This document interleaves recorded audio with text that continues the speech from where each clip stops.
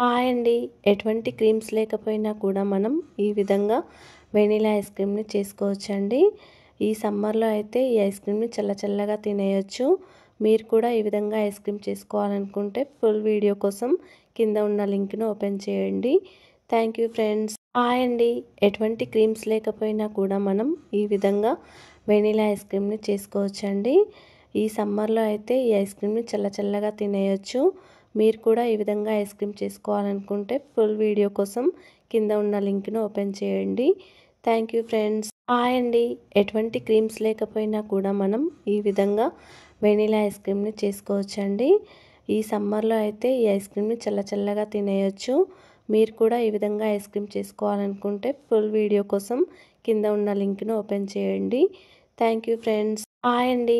ఎటువంటి క్రీమ్స్ లేకపోయినా కూడా మనం ఈ విధంగా వెనిలా ఐస్ క్రీమ్‌ని చేసుకోవచ్చండి.